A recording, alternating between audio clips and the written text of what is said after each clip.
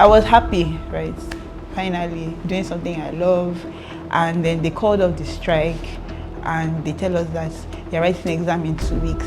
And I'm like, exam about, the only thing in my head was cake, fondants, buttercream. Like, I did not know, I don't even know where I stopped. There were times during exams, I had friends that also were running businesses and they'll put out a post like, oh, we're writing exams, so we're closed for the time being.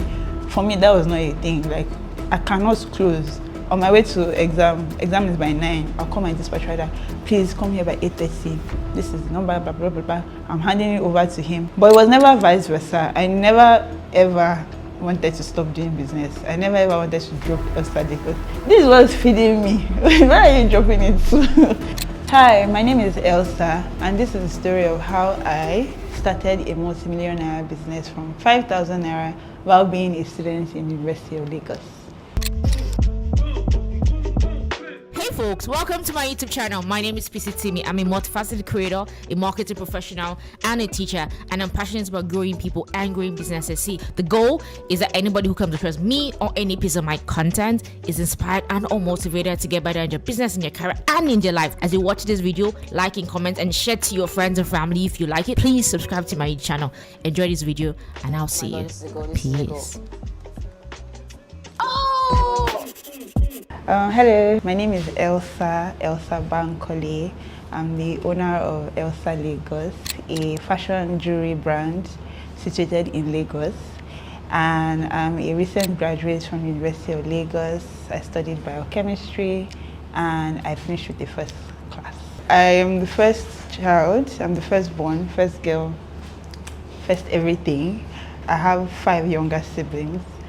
And I think that was a very, that was something that really made me responsible from a very young age. So I was 7 when my immediate younger sibling was born, and I immediately became like the second mom. I lived with my mom and my sisters, and then when I finished secondary school, I got into the university, ElsaLagos to be precise. So I got into ElsaLagos in 2018 for a 4-year course, but I just did my convocation in 2025, so you can do the math. I don't have any carryover, it was just Nigeria that happened.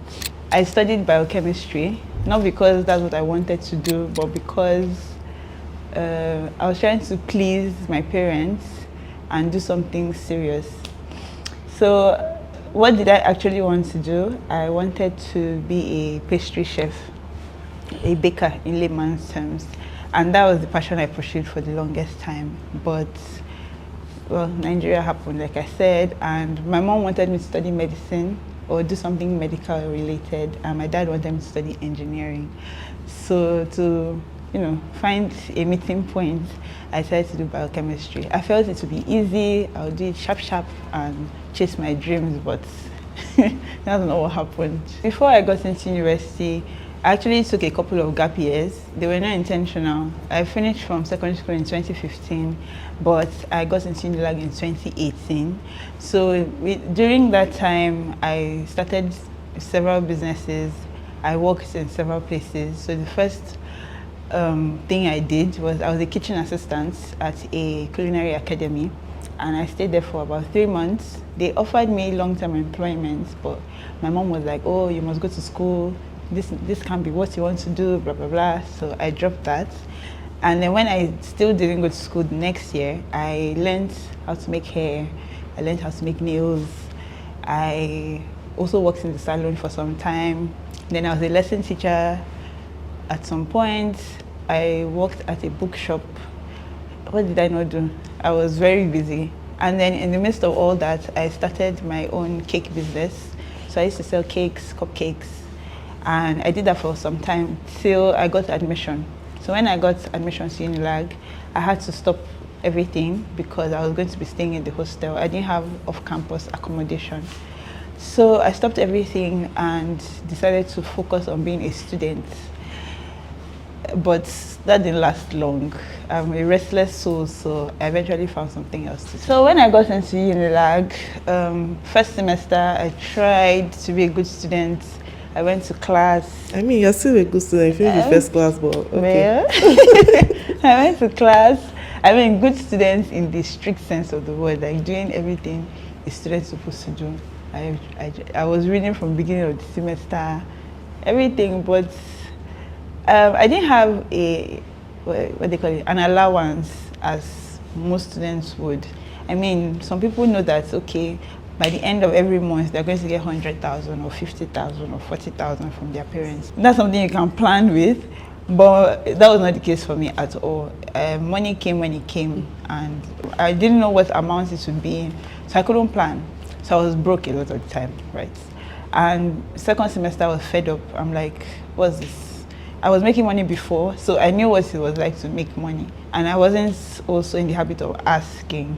Maybe this is a firstborn thing or a first daughter thing, but it was hard for me to open my mouth to ask.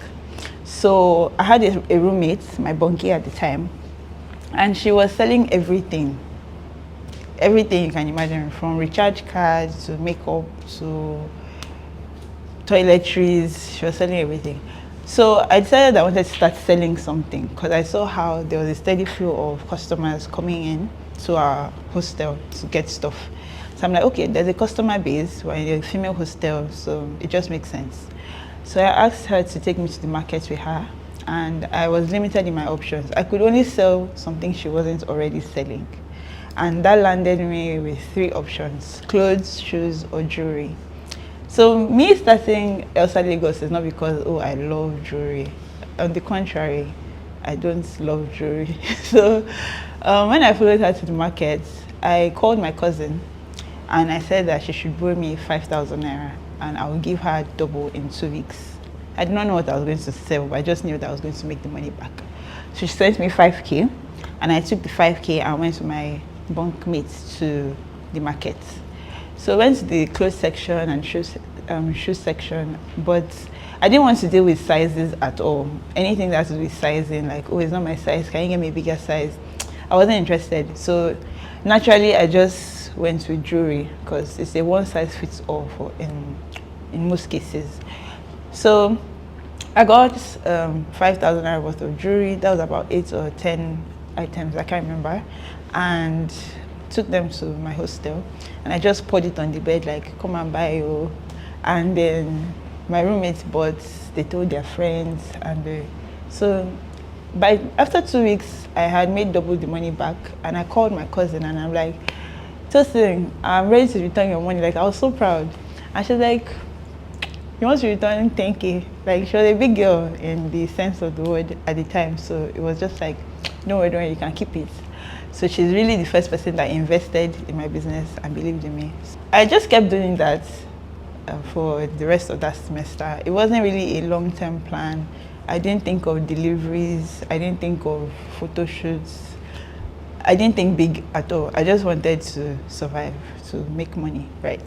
So if someone asked me for something I didn't have, rather than saying, oh, I don't sell that, I'll just say, oh yeah, we have necklaces, and then I'll quickly run to the market and get a few and then bring them back and say, oh, do you like any of these? These are the ones I have.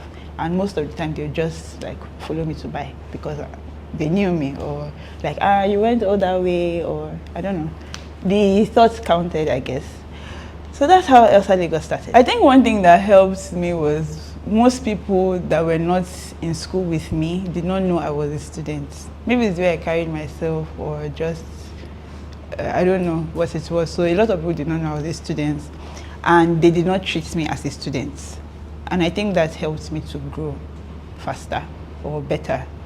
So that was on one hand. But after 100 level and just like getting by with my business, 200 level started. That was 2019 into 2020. I still did not take what I was doing seriously.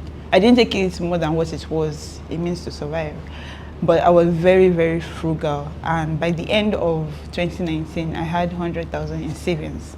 That was not from the business, like, it was not business money. It was money from profits that I had saved. So this was very important to me because I had a financial goal to move out of my mom's house and live on my own. So I knew that if I was going to do that, I needed to be very frugal with my savings. It's not like the business was making so much. I just wasn't a spendthrift. I hardly went out, hardly got new clothes, hair. In fact, for the longest time, I used to wonder, at that time, expensive hair was like 100K. I'm like, how would I spend 100K on hair? God forbid. So, if only I knew. Anyways, I was very, very frugal, like, I can't go. So 2020 happened, COVID, there was no school, no business as it was. And I had a side job I was doing to like earn money because I crochet. So I was a crochet assistant for a brand, and I was doing that during the lockdown. And then when the lockdown lifted and school resumed 2021, I picked my business up from where I had dropped it, and it was at this point I started considering, okay, let's get an Instagram page, let's take pictures, let's post on WhatsApp, Instagram. Let's start thinking of how to deliver to people that are not in my immediate vicinity. Prior to this time, I was selling in church, so that was another avenue for sales. But I just wanted to there were people that were now asking, oh, I'm not coming to church today, can I get it during the week? So it forced me to think in that direction. So when I opened the page, I was thinking of a name, and I'm like, Elsa is selling earrings, so L rings. I don't know what I was thinking. And that was the first name of the business. It did not last, thank God. I changed it eventually to Elsa's Accessories. So for someone with a lisp, that name was hard for me to pronounce, but we shall pulled through. So I did that. And then in 2021, I met someone that really changed the trajectory of everything I was doing. Like mid-2021, his name is Daniel Adeni. So I met Mr. Daniel. I think it was Ini that invited me for, I can't remember how the meeting happened here. So we just had this sit down session, and he was talking about how you can make 1 million in a month. I'm like, eh? At the time, because I'm very good with my books and accounting, 2021, that year, I had made 5 million in the whole year. And here's someone telling me I should make 1 million in 1 month in profit, not sales. So I was like, this is a joke. And I don't know, I didn't really think it was possible, but he pushed me, introduced me to, it made me think bigger, right? Because what I was doing was already working. I just needed to scale it up. So it made me think bigger. He also suggested I change the name of my brand as it was, and I resisted it. I didn't want to change my brand name. I felt like people already knew me with that. We had grown some sort of identity. It was really just small thinking because I didn't know what was possible at the time. So he's the one that came up with ElsaLagos, and I loved it immediately I heard it. I was like, oh, that's actually really nice. And it's not a common name. I wasn't dragging Instagram name with anybody, domain name, it was open. So I immediately registered the business. Yes, I registered the business in 2022. So I registered it and changed my Instagram name, did a whole new logo, and I started implementing some of the things I was learning. And the growth was like magic. I don't know what it was. I can't really say that it was all me or it was all Mr. Daniel or anything. I think that people just really liked what I was doing and they wanted to be part of it. So I have people that had been patronizing me since 2019 that when they saw what I was doing, they would send me texts like, oh, I'm so proud of how far you've come. It's very interesting seeing you do all this. And this is where I remember that I was a student. I always forget. So I was a student studying biochemistry. We had lab. I was going for classes sometimes. And just trying to balance everything was an interesting process. Yeah, so I made 1 million. In fact, I think it was the next month I made 1 million in sales. And I was like, hey? Are you serious? So there was a lot of aggressive marketing, sales discounts, constantly putting myself out there. And I think people saw that, okay, she's serious, so they joined the train. I don't even know how it happened, but it wasn't long after that I actually started making 1 million in sales per month. And someone met me, I think in church, And I was just, my friend, she announces my first class to anybody that cares to listen. She was like that, you guys also finished the first class, and the person just turned and I'm like, you don't even look like someone that is smart. I'm like, Haba. Like, why? You know, I said, what did you study? He was expecting English. I said, biochemistry. He said, biochemistry. Like, the shock was so evident, he couldn't even hide it. And I'm like, so how did I balance it? It's at this point I mentioned that I'm a gifted child. I was a gifted child. So I was one of those children that on prize giving day, they just used to stand by the side of the stage so that you don't keep going up and down, because I packed all the awards, took it to my house. And when I got into secondary school, I went to secondary school with one of the smartest people in Nigeria. We have a 0.2% acceptance rate. But I'm not going to do free adverts for them. So I went to school with them and I fell off because in primary school it's easy. You don't have to do anything. You're just naturally smart. But in secondary school, you actually have to put in the work, read.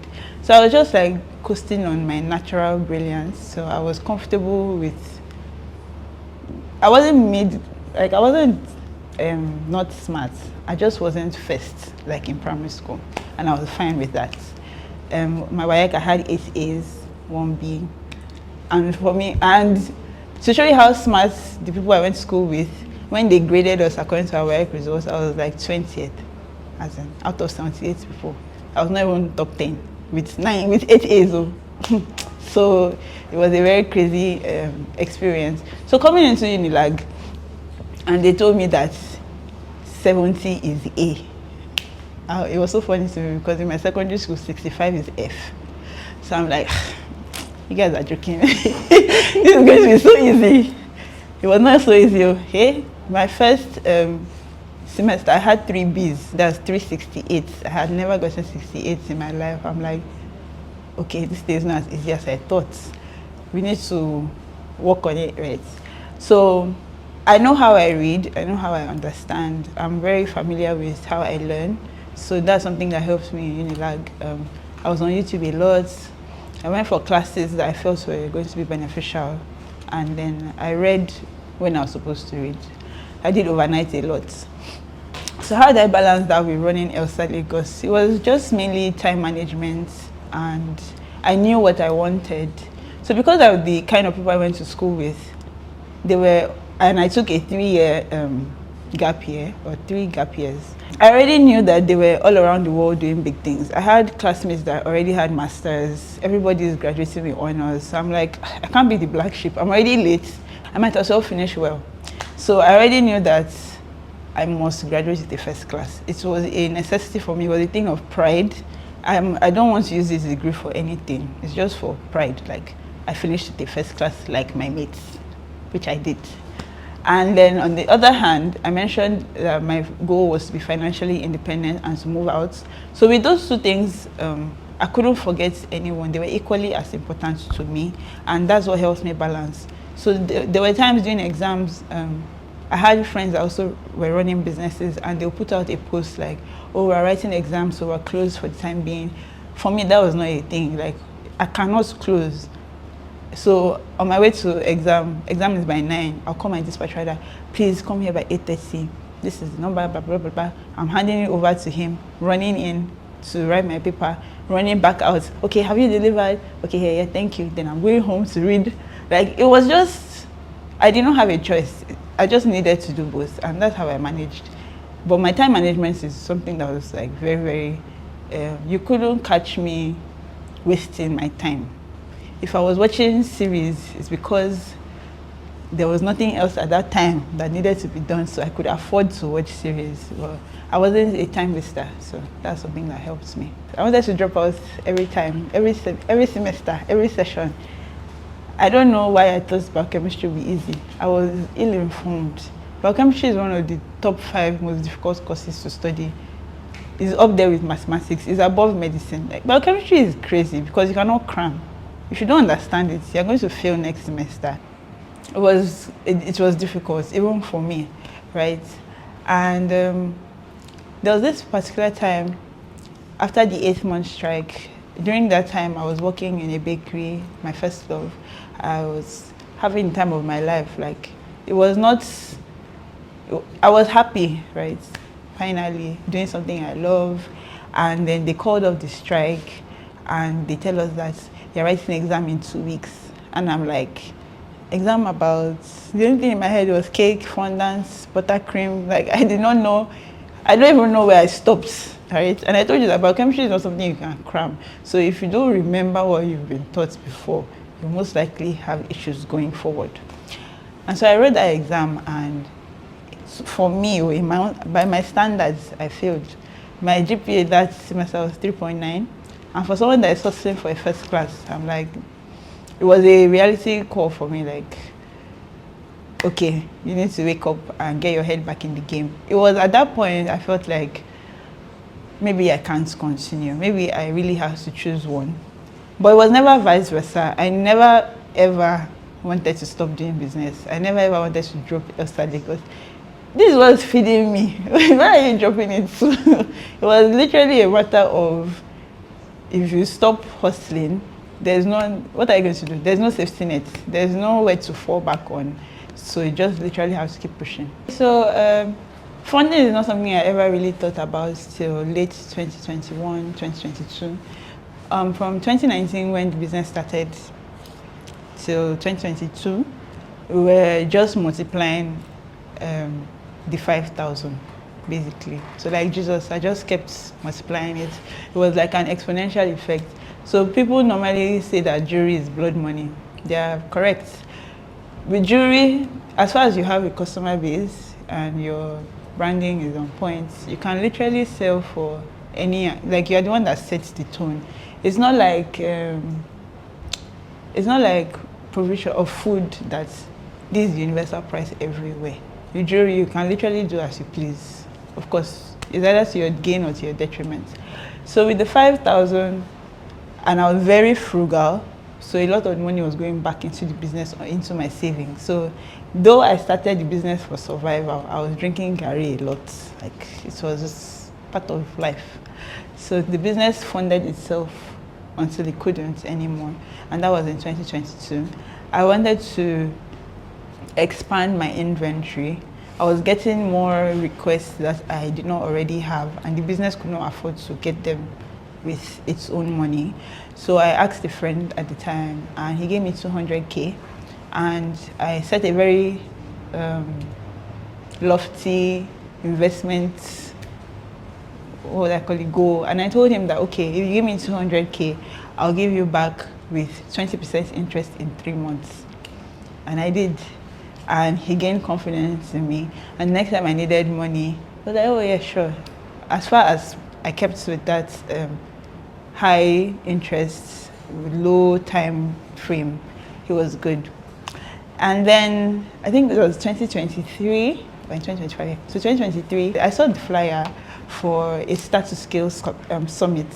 And I was like, oh, this looks interesting. It was holding at the Marriott Hotel. And I'm like, okay, let's go and see what this is all about. So when I got to the Marriott after the program, it was quite lengthy. So I was even already like tired, but there was so much to learn. Like, the panelists were very engaging. So they called for an impromptu pitch competition. So I'm quite bold when I want to be. And I don't know when my hand flew up. And so they called me out. I'm like, okay. And then people start pitching, and I'm like, hey. So the first person is a farmer who wants to expand his farms to feed Africa. I'm like, hey, my own don't be. Who do I want to feed? The next person came. She's into education, feeding, teaching the children. You know, all these SDG things. I'm like, okay now. So it got to my turn, and I just literally shared my journey, right? That I was in school, this is what I was doing, and hoping to empower other young ladies like me, because I think I had a staff at that time, so she was 18, and just like teaching her what adulting is about, basically. And it's apparently resonated with the judges, because I came first in that pitch competition and I won 400,000 naira. I was shocked, like, you guys picked me over agriculture. You don't want to feed Africa? Like, well, okay, thank you. So I was very, very happy. And also it's expanded my mind. Like, I wasn't taking what I was doing that seriously. For me, it was a lot of vanity. Like, it's jewelry. It's not really changing lives, right? But going up against all these people, I'm like, you guys see the vision, so maybe I should start seeing the vision as well.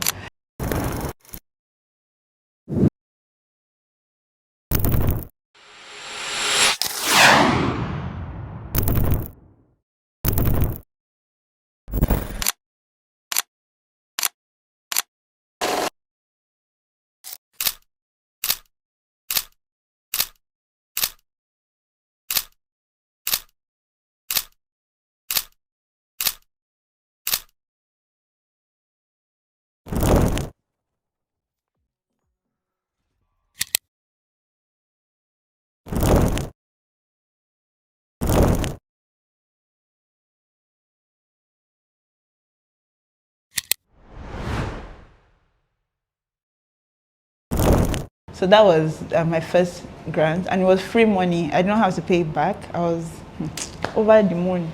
But as frugal as I am, none of that money went to me personally. I used everything to start importation. So I learned how to import from a friend, and that's how that aspect of the business opened up to me. Then after that, I had an investor. So that investor was my partner, or is my partner, and he's very, he believes in me so much that any amount I ask for, he's just going to give it to me. I always pay back with interest and in the time frame, but that's a source of funding really. I just say, oh, babe, I need 500K. And he's like, okay, so what's the interest? And I'm like, we manage 20%. 20%. And like, do 25 now, you can do it, you can do it. And it's not like he needs the money, it's just like pushing me to be a better version of myself and do more than I thought I could. And then towards the end of last year, I had a meeting with someone I really admire, or somebody that really believes in what I'm building at ElsaLagos for some reason. And he has been following my growth, I didn't even know, from when I first started. And he was like, what do you need? Talk to me, what do you need? Like, what do you want to do? Are you looking into wholesale? Like, what are your plans? So I just tell him like, okay, this is where I want to go. This is how far we've come. I show him my books, like financially, this is how we're doing. And he's like, okay, I'm going to give you money. And I'm like, okay. And he's like, so this is how much you're going to pay back. Or I should tell him the interest that I can offer and how long. So Ore offers me 1 million naira, and I tell him I'm going to pay back in 6 months with 20% interest. And he's like, okay, that's fine, but I'm going to give you back 10%, so you're just going to pay me back with 10% interest. And Ore's money is complete, so I'm just waiting for the appointed time to pay him back. So that's how funding has gone for the most part. When I wanted to launch my website, there was enough internal money to do that. I didn't need to take any loans for that. But now that the website is live, the website is like land. And where I have built is like maybe this corner, and then I have this whole expanse. If you want to graduate to the first class, first of all, you need to know yourself. That's the only thing I would say. If you don't know how you read, if you don't know how you learn, if you are trying to do what other people are doing, like if you want to be exactly like me and you don't learn like me, then you will fail because everybody is different. So on the first class front, that is all the advice I can give. I was not really doing the most. I mentioned I was just gifted, so a little work and yeah, I scaled through. But some people need more work than others. Then when it comes to business, and there's something I noticed with a lot of young people. I'm younger, but a lot of younger people that want to do business, and they are not very consistent. They are not very. They don't persevere. So today you start a business, you're selling lip gloss. And then after 3 weeks, you don't have any customers, so you stop selling lip gloss, and then you start selling thrift. And then thrift is not moving like they said it to move on TikTok, so you stop, and then you're now a content creator. But then your camera is not good, so let me do crochet. Crochet is raining, right? Once you realize how expensive it is. So people are always jumping from pillar to post, and that actually affects how people view you. Because how people view you is very, very important in business. people are not necessarily buying your product, they are buying your identity, they are buying your perception, they are buying who they know you to be. And if they don't know you to be a consistent person or an excellent person, odds are no matter what you start selling, you're not going to get customers. So people really need to learn how to lock in, choose what you want to do and stick with it, stick it out.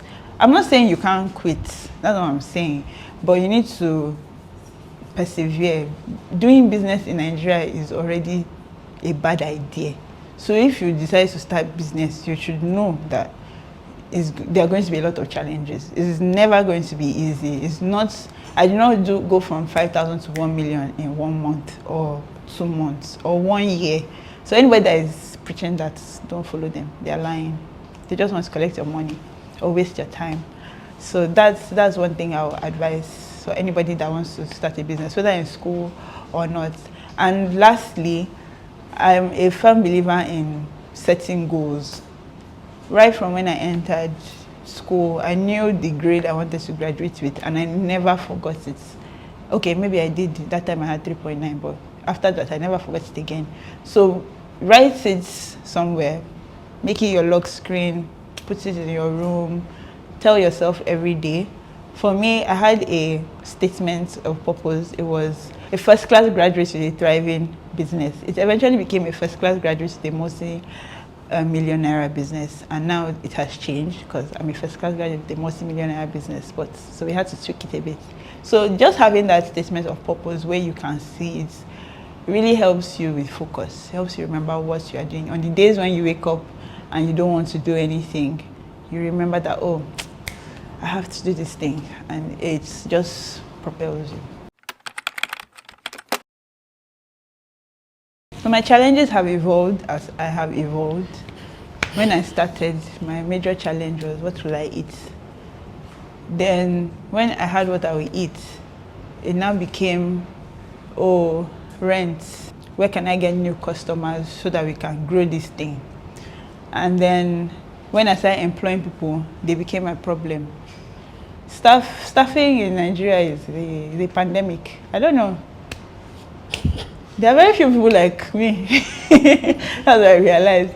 There was a time I was so frustrated. I actually started researching cloning. Like, okay, how can I duplicate myself? How can I make 2 Elsas so that we can just make the thing easy? Because, I don't know, the entitlement mentality, the laziness, they just want to be paid. Especially when they hear roles like social media manager, they're like, you will see applications, but the quality of applicants is a whole different thing. So that was an issue. It is an issue I am facing. It is continuous. In fact, anytime I have to hire, I'm like, oh no, not again. God, why? Why do I need to? Can't I do this by myself? The other time I put out a job post, it was a physical role, and I had somebody that was living in Abraham Adesanya. For context, I live in Yaba. Person lives in Abraham Adesanya and applied. Not only did they live that far away, person had a master's, and so many questions came up like, why? I don't understand. I was overwhelmed, underwhelmed, flabbergasted. I'm like, I don't even want to understand. I tried to not reach out to the person because that was just a recipe for the problem. So I'm like, nah. So those have been my challenges so far. Hey. Customer, not dispatch rider, Abi. Customer. You can combine both. Hey, let's start with dispatch rider because it's new every morning. You never know you're going to see that day. When you wake up in the morning, you're like, what do you people have for me today? But one thing that really pissed me off was last year's Valentine's. Valentine has scared me. I have PTSD. Once it's February like this, I'm annoyed. Like, not again. So last year, I had this customer from Covenant University, and you know, if you know anything about Covenant, they don't have phones, right? So that automatically makes delivery difficult. So I used this company. I'm not going to spoil their name because they've apologized, right? And they were going to deliver to the school gate. They have this whole process in Covenant and stuff. So the rider picks up, and it was a semi-expensive package, like 30K. not so, like for a student, that's actually heavyweight sometimes. So they pick up from me and they deliver. And I tell the person on Instagram that they've delivered your package, or go and pick it up from mail room or whatever. And he goes there first day. It's not here. I'm like, okay, just check again tomorrow. Maybe they actually haven't delivered, because those people lie a lot. Maybe they haven't delivered. So like, okay. Next day he goes, it's not here. I'm like, okay. So I reach out to the delivery company. I'm like, was this package delivered? And they say, yes, yes, I'm delivered. I'm like, okay. So I text the person that, please check again, like check very well. And it's like, it's not here. They've turned the whole thing upside down. That, do I have a picture of the package or how the packaging looks like? I'm like, yes, see. And he says it's not there. I go back to the company. I'm like, he said it's not there. And they're like, it's there. We delivered. I say, when I'm not mad, wait, everybody calm down. You said you delivered. You said you didn't receive it. What happened? This went on for 2 weeks. Valentine's Day passed. In fact, the whole month was ruined because this person kept on coming. It was not like I scammed them. And there's nothing I hate more than that scam title. Like, don't annoy me, please.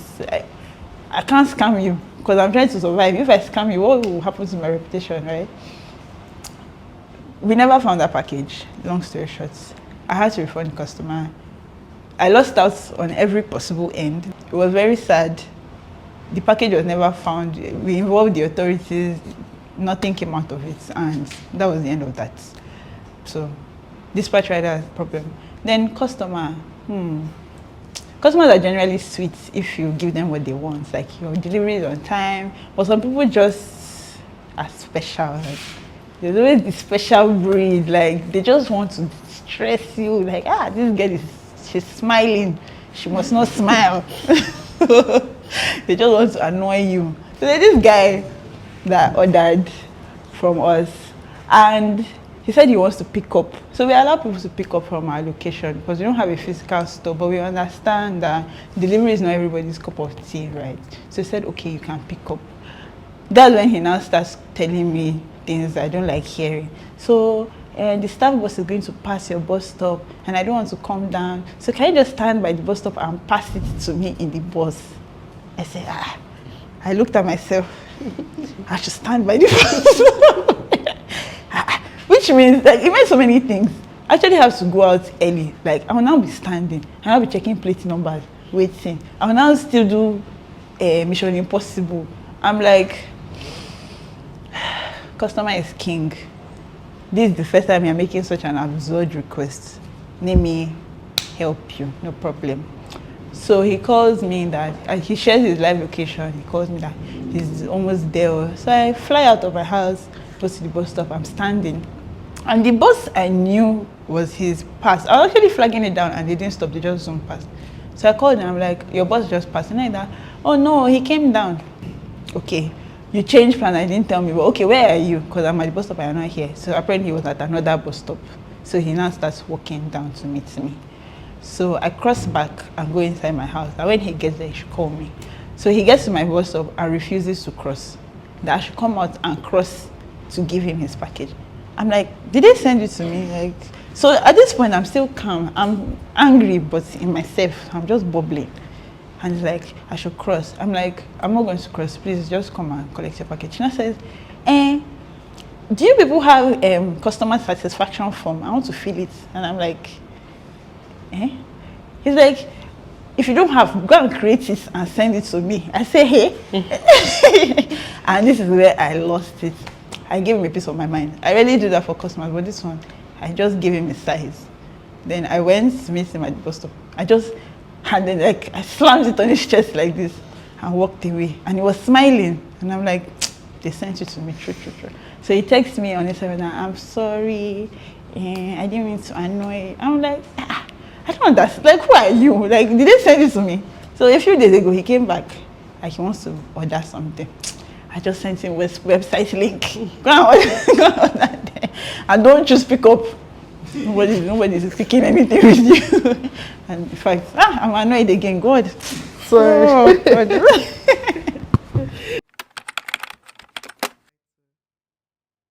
So I'm a very unpredictable person. I jokingly say, because I mean, to have a first class in biochemistry is not beans. People have heavy expectations. They're like, she's joking. She's definitely going to do master's. Not only master's, she'll do PhD. Not only PhD, she will practice. And I'm like, no, I won't. I've left masters for Master Jesus. But my mom says never say never, and so I'm not going to say never. I don't plan to. I don't even plan to work at all. I want to be a housewife, just running ElsaLagos, making my money from the house, carrying my children. That's what I want to do. And a lot of people see it as a very ambitionless life, and I'm perfectly happy with my ambition, my lack of ambition. I'm okay, but at the same time, you never know, right? So that's it.